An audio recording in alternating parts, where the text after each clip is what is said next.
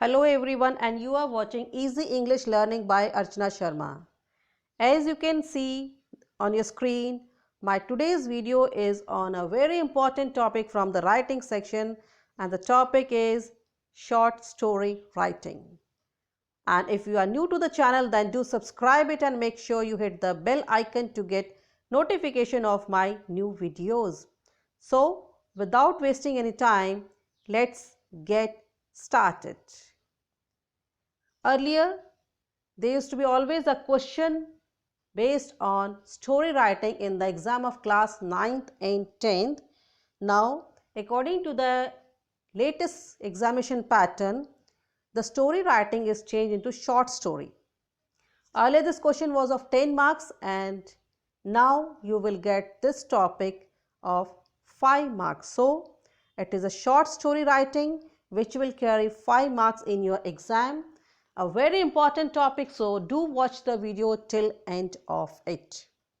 Now, first of all, let us see what short stories are. See, short stories, they are the account of fictional incidents narrated in an interesting manner. Short stories क्या होती हैं? ये fictional incidents को narrate करती हैं. Fictional incidents means unreal incident. Incidents which are not real, they are called fictional incidents. So वो unreal incidents जो होते हैं, जिनको वो हम अनरियल इंसिडेंट्स को जो हम नरेट करते हैं एक इंटरेस्टिंग वे में, that is short story. And short stories is always shorter than a novel. Short story जो होती है वो नॉवल से छोटी होती हैं. Short stories they focus on one plot. मैं आपको इस वीडियो में आगे बताऊंगी प्लॉट क्या होता है. एक प्लॉट पे वो फोकस करती हैं, उसके अंदर एक या दो कैरेक्टर्स होते हैं और एक सेंट्रल थीम उसके अंदर होती है. तो स्टोरी में क्या होता है, हमारे पास फिक्शनल इंसिडेंट्स होते हैं शॉर्ट स्टोरी में, ठीक है. एक प्लॉट होता है, एक या दो कैरेक्टर होते हैं और एक सेंट्रल थीम होती है.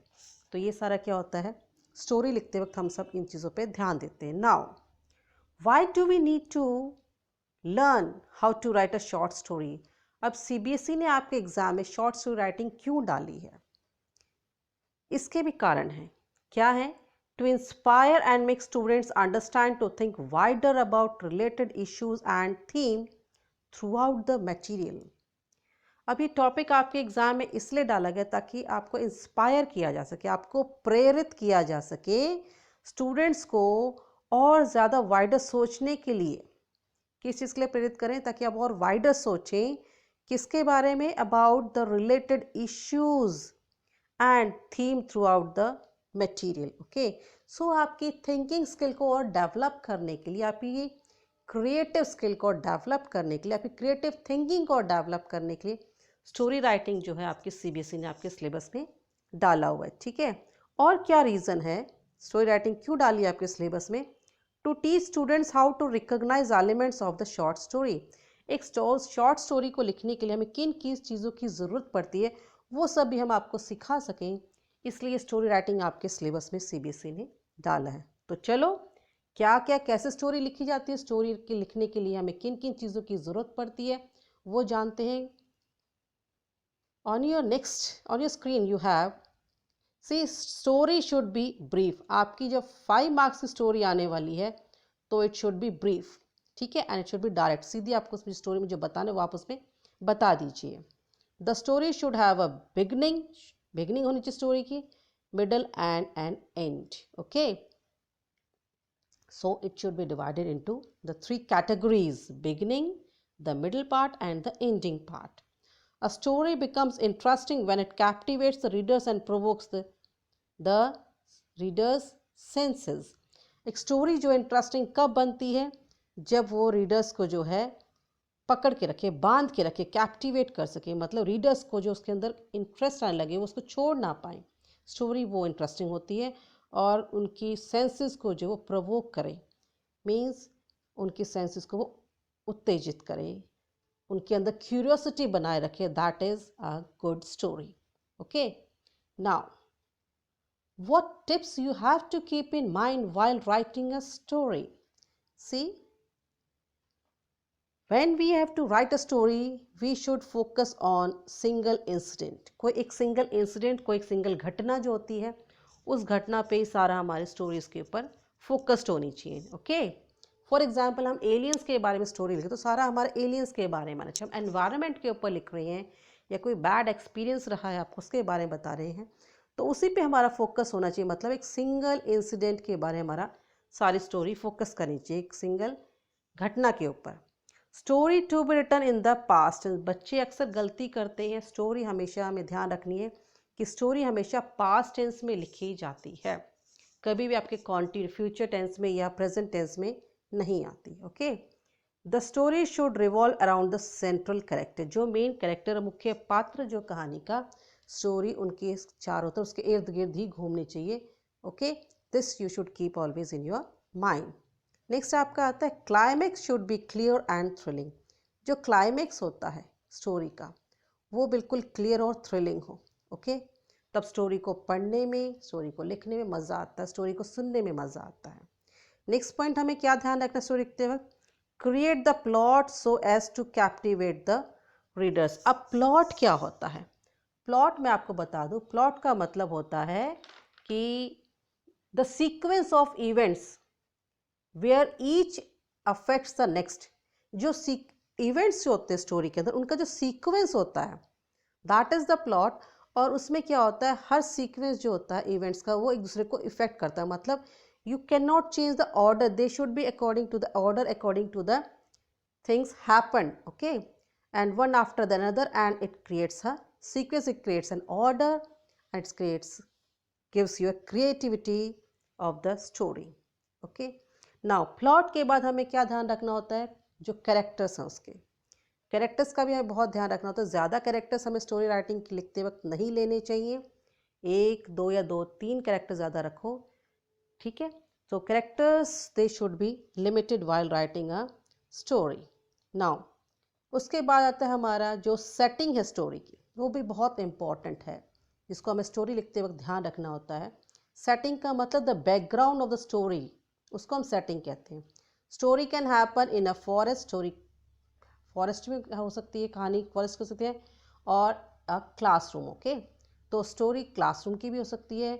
It is possible for the story to happen in a totally imaginary place, बिल्कुल काल्पनिक दुनिया की, काल्पनिक स्थान की भी हो सकती है आपकी story, like the toy land और द फेयरी लैंड, वो भी कहानी हो सकती है अभी।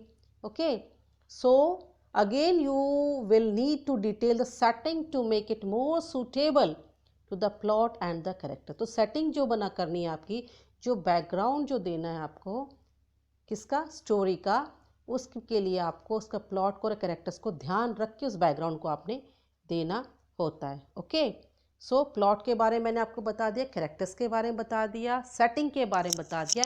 ये कुछ तीन इंपॉर्टेंट बातें हैं जो आपको स्टोरी लिखते वक्त ध्यान में रखनी होती है। ओके ना, उसके बाद आपका बहुत इंपॉर्टेंट टॉपिक जो आपका stick to the word limit. Word limit हमेशा आपको हर क्वेश्चन के साथ दी होती है। सो वर्ड लिमिट को आप ज़्यादा क्रॉस मत कीजिए, अननेसेसरी अनवांटेड आप मैटर या कंटेंट मत लिखिए, टू द पॉइंट लिखिए, ताकि रीडर जो होगा, जो आपका एग्जामिनर जो होगा, वो उसको पढ़ने में मज़ा आए और वो आपको मार्क्स भी अच्छे दे सके। ओके, और ज़्यादा लंबी अगर लिखते हैं तो वो आपका एग्जामिनर आपके पेपर को कभी पढ़ेगा ही नहीं, और आप रिपीट बार बार एक चीज़ को कर दे तो उसको भी वो क्या करेगा, कैंसिल कर देगा, और आप अपने मार्क्स खो देंगे एग्जाम में। सो वर्ड लिमिट का बिल्कुल आप ध्यान रखिए, चाहे आप क्वेश्चन अटैम्प्ट कर रहे हैं, स्टोरी लिख रहे हैं, या डायरी एंट्री लिख रहे हैं, या आर्टिकल लिख रहे हैं, कोई भी टॉपिक आप कर रहे हो। So always stick to the word limit. अब लास्ट पॉइंट जो मैंने आपके लिए लिया क्या है, if necessary have a moral for the story. अगर किसी स्टोरी से कोई हमें सीख मिलती है, शिक्षा मिलती है, मोरल का मतलब होता है शिक्षा, अगर कहानी हमें कोई शिक्षा देती है तो आप लिखिए, और नहीं देती है then there is no need to write a moral of the story. ज़रूरी नहीं है कि हर स्टोरी का कोई मोरल हो, या कोई हर स्टोरी हमें कोई शिक्षा देती हो, कोई सीख देती हो। अगर स्टोरी आपकी ऐसी कोई सीख मिले तो आप लिखिए, otherwise don't write it, and your marks will also not be deducted. आपके मार्क्स जो है कटेंगे नहीं अगर आप मोरल नहीं लिखते हैं। अगर स्टोरी कोई मोरल नहीं है और आपने लिखा भी नहीं है तो आप बेफिक्र हो जाइए, आपके मार्क्स बिल्कुल भी नहीं कटेंगे। ओके, सो हमने क्या ध्यान में रखना है स्टोरी लिखते वक्त, एक तो पहली बात हमें स्टोरी जो है हमारी एक सिंगल इंसिडेंट के ऊपर होनी चाहिए, स्टोरी हमारी पास्ट टेंस के में होनी चाहिए, ठीक है। Then story should revolve around the central character, climax should be clear and thrilling, then create the plot so as to captivate the readers. एक ऐसा प्लॉट हमें क्रिएट करना है, एक ऐसा सीक्वेंस इवेंट्स का क्रिएट करना है ताकि जो रीडर्स हैं उस कहानी से जुड़े रहें, उनकी जो उत्सुकता है कहानी के प्रति कि आगे क्या होने वाला है वो बनी रहे, ठीक है। आगे हमने क्या ध्यान रखना है कि वर्ड लिमिट का ध्यान रखना है, जितने हमें वर्ड लिमिट दियो अप्रॉक्स उतना ही आप लिखिए, उसको आप क्रॉस मत कीजिए।